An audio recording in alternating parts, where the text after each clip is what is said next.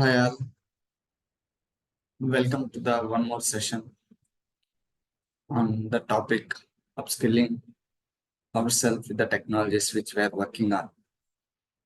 So today's I want to cover few things. So I will just give an heads up what we are going to cover today. So first I will discuss about importance of upskilling, whatever the technology and the skills you are going to work on. So when I talk about upskilling and the skills which you are working means whenever you start work on one skill or technology, you are going to work on some purpose or something to deliver on that. So here, what is important for that based on the skill you are going to work? It has so much of importance upskilling that skill or become an expert on that skill because you need that skill going forward for your future. It's like a constant effort you have to put and you have to become an expert so that it that skill or tool will be there with you as long as you are working with the technology or skill. So that is the use and much needed when you want to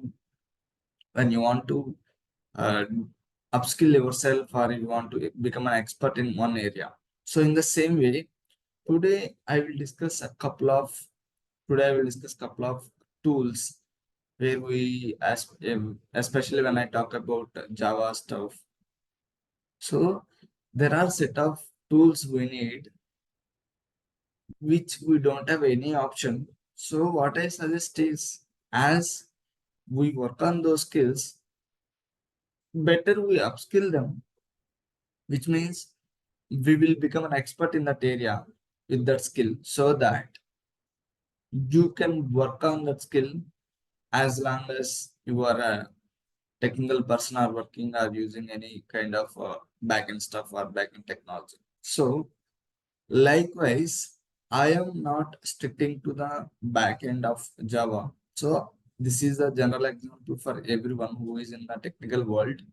But as I'm working into Java, so I will cover few tools today so that you can get some more inputs on that tool. And if you need furthermore, I can give a kind of training on that each individual course. But today I want to talk on three courses. Those not a courses. Basically, it's a three tools which I want to discuss today. Those are like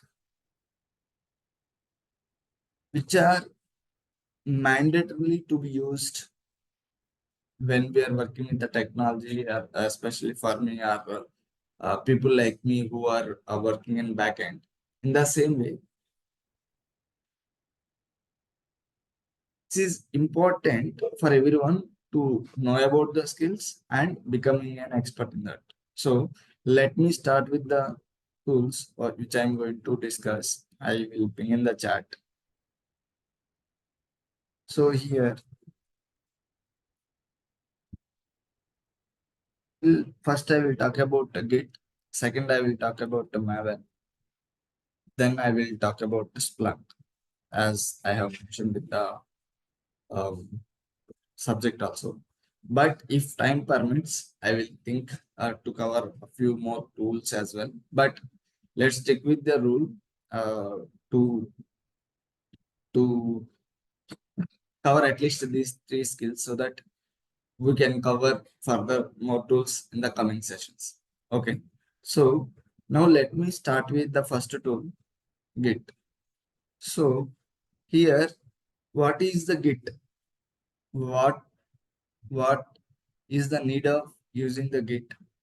So just before we understand about the Git, first we need to know what is the Git. So Git is nothing but an version control tool.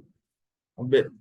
Consider that you don't know anything about the tool. That is again, I'm just giving brief about it. Otherwise, I will just quickly how we will use the Git and what is the advanced features of Git. That also I will cover. But to give you an idea, what is the Git if the people don't know. you can share that as well. Okay, so let me start with some basic understanding so that it will be easy when you go further.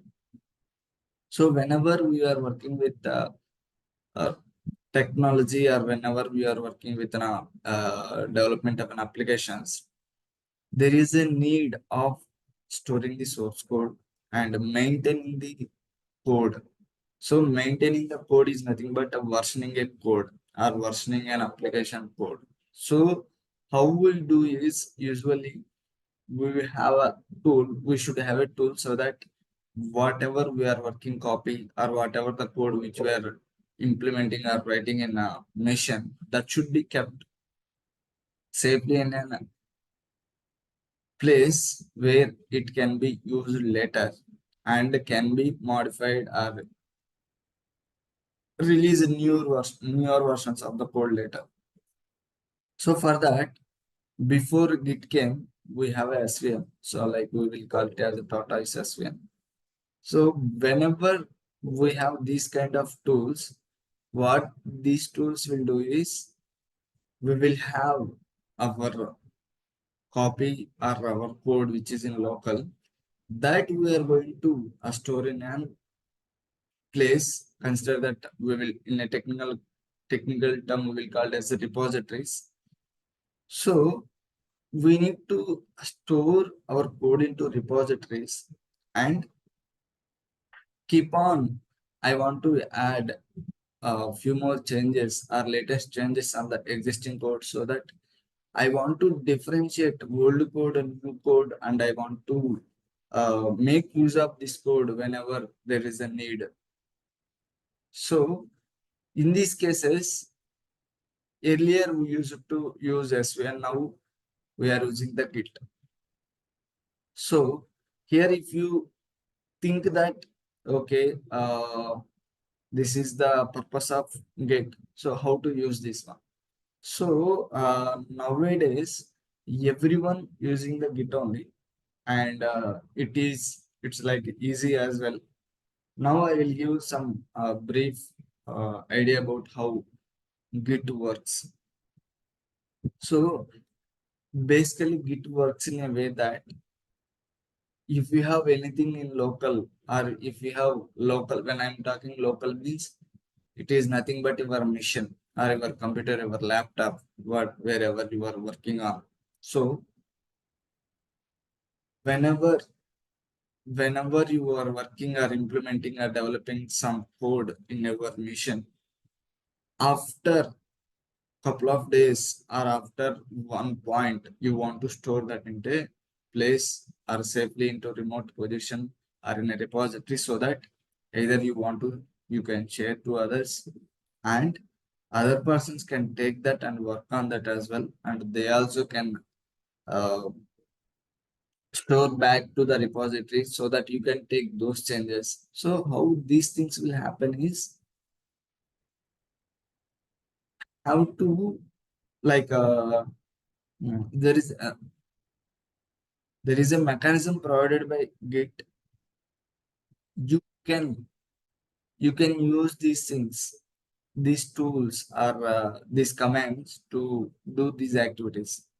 So when I talk about these activities, means these are like Git commands, you can say.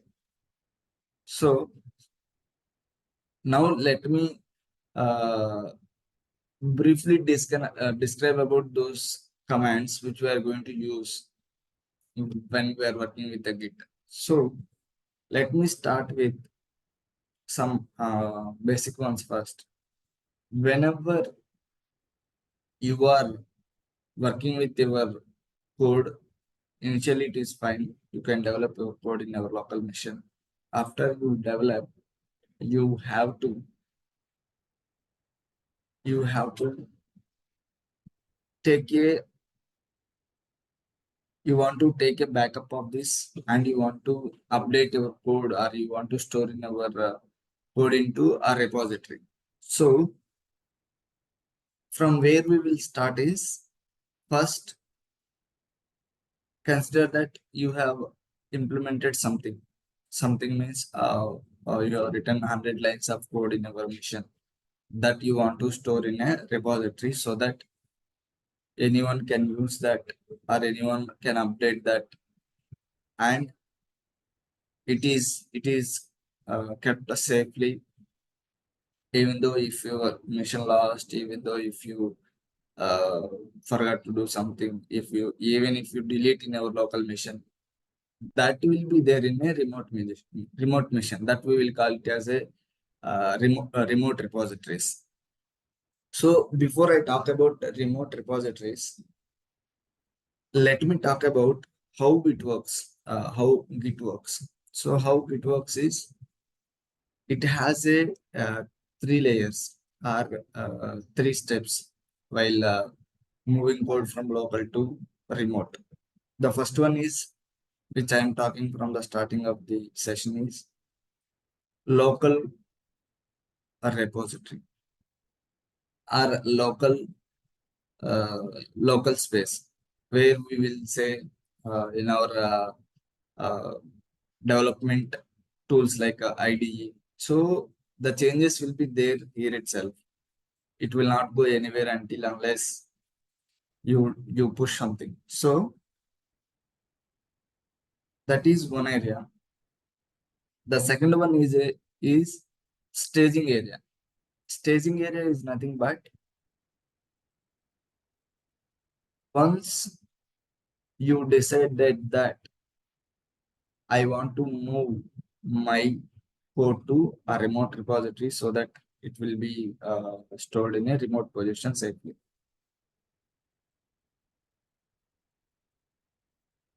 In that case, you can move any code from your local machine to remote machine or remote repository via staging environment only, which means you cannot push your code directly to a remote. You cannot push directly your code to the Git repositories or remote repository. Why? Because it has some uh, while working, it will not give major difference. But to understand, if you want to push any code to a remote repository, that should be come from staging environment. Staging environment is nothing but it is a kind of space or layer where your copy of changes will be there. But from there, you cannot do anything. Either you have to keep in your local or you have to push to the remote. So that is a just intermediate layer so that all the changes will be shown and will be moved from there. Now, consider that you are able to push your code. Now, what are the commands to execute all these operations? For that, simply, why? Because I can directly give commands in shell itself. But if I give directly, it is not be known why I am using this command. So let's start from the Git. So yeah, what I want to share is if you want to say anything to Git, the first command you need to use a Git space any further command. So then only Git understand that this is the Git command. So when you start with these things, you need to use commands like this git dot init. So git dot init, what will do? Git space dot init. What it will do? It will create your local repository, which means whatever the code which you are working in your computer, you are saying that this is where my folder location, where I am treating this as a Git local repository. It is for us, it looks like a folder in a mission. After that,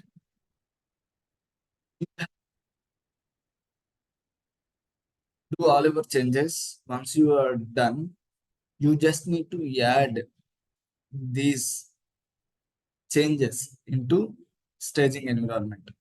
which means why we need to do how it is differentiate or why we need to add to the staging environment is, as I mentioned earlier, if you want to push any code to the remote repositories, you first have to add them into staging environment, which is another layer where all our code will be stored. In the same way, you need to use git space add space dot. What will happen is, for suppose you have made 10 files changed, those 10 files will be added into staging. So if I do this activity, is it enough? Is your code pushed to a remote repositories? No.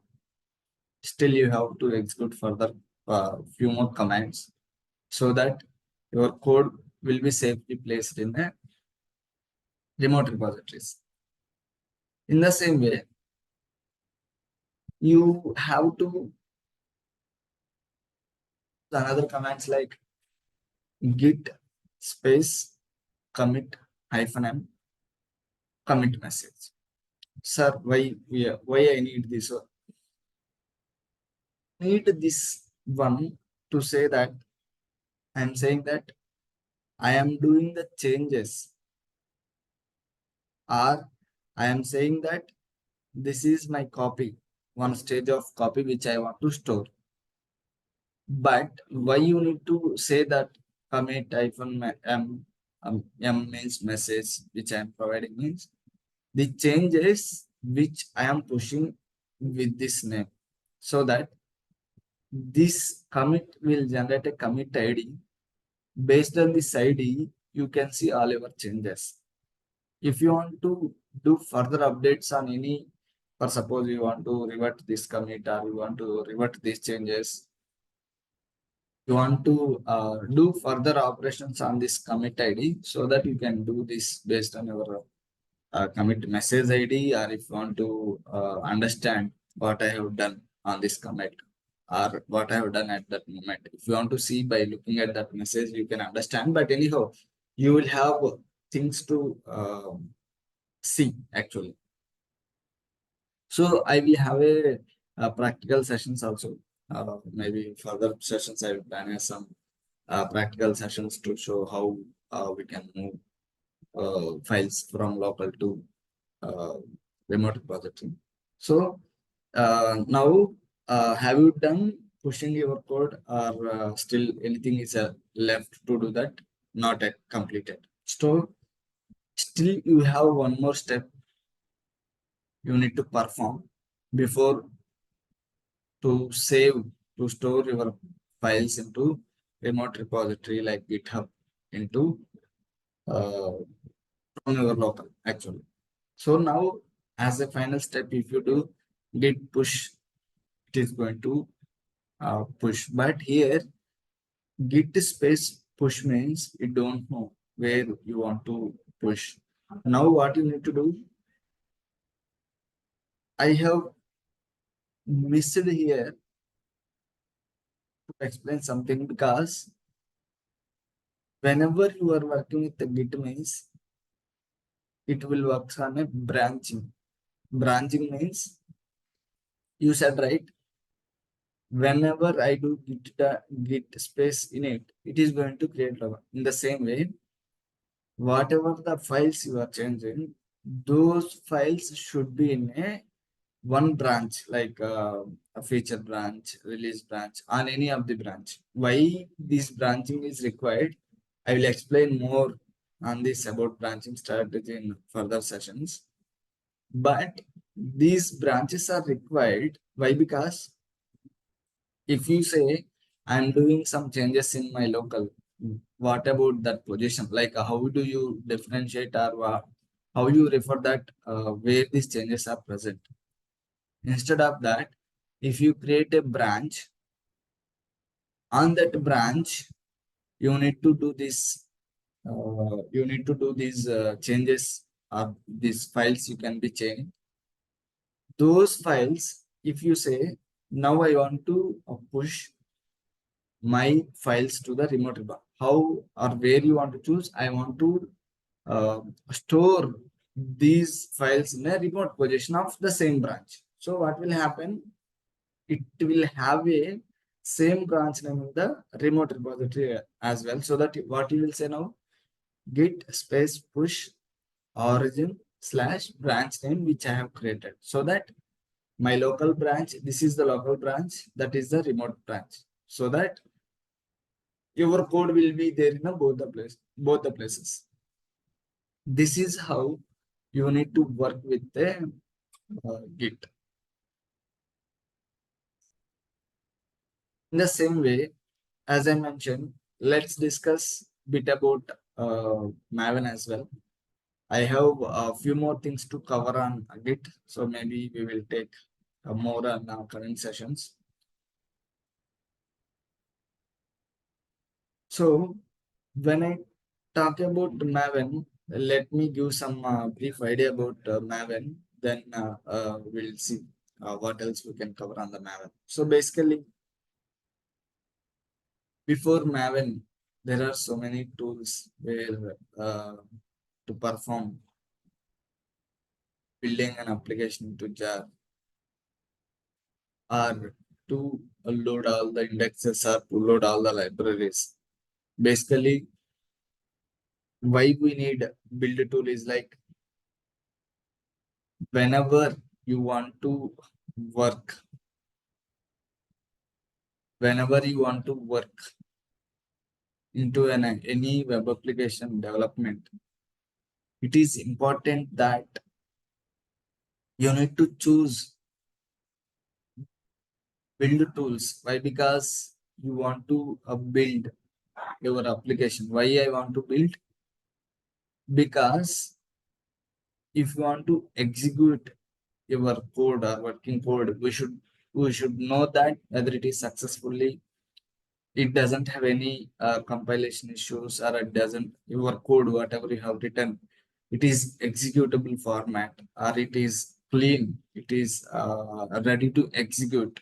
And there are a set of life cycle activities where any build tool will performs. But what exactly Maven will do?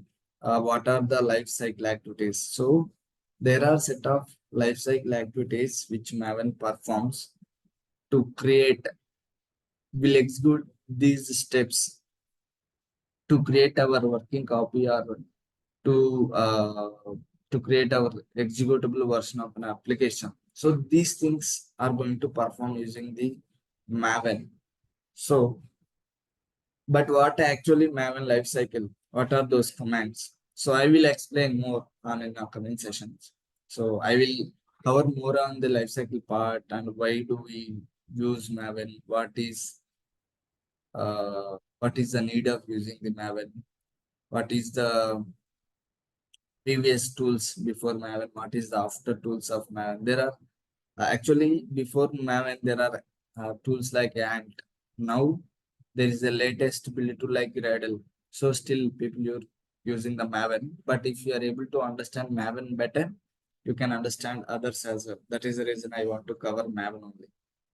In the same way, let's discuss something about Splunk.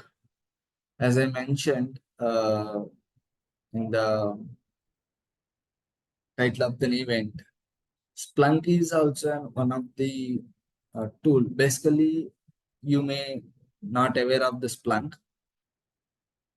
If you don't know anything about this Splunk, just comment. Give me a comment. I don't know anything about the Splunk. I want to understand. I will do based on your comments. I will review and iterate the same tool. Why? Because I want to understand what is a level of your understanding. Based on that, I can provide a session. So here I will give high level about Splunk as well. So basically, whenever you are working in your application in a cloud environment where there is a need of using Splunk. So whenever you use Splunk, or before need of using the Splunk, we will discuss why we need to use, or what is the purpose, or what will happen if we don't have a Splunk.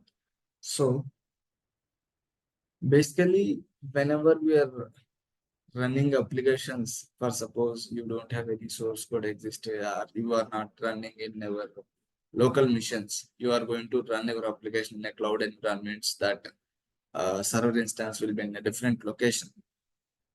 Now, how you will track or how you will want to know something about your application, or how do you know what is the available options for us to know about that application which is running in a remote position or remote servers. So in that way, basically what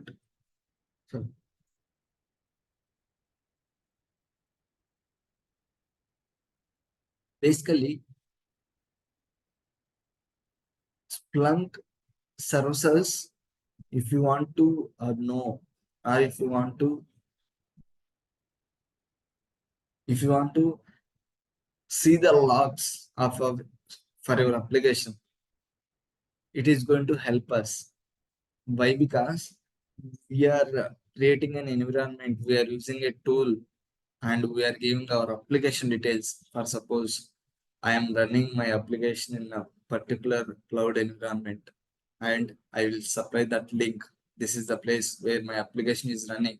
Whenever you receive a request to my application, all the logs which I have used in my application, just display those here so that you can understand what is going on your application, especially when you are processing the request. So that is brief about this plan, but I will I will cover more based on your inputs of the tools required. So I will share this video. If you want to know anything on these tools, or if you want to know more tools, or if you want to cover comment as like I want to know more on this uh, tool, so that I will cover those tools again. See you. Thanks for watching.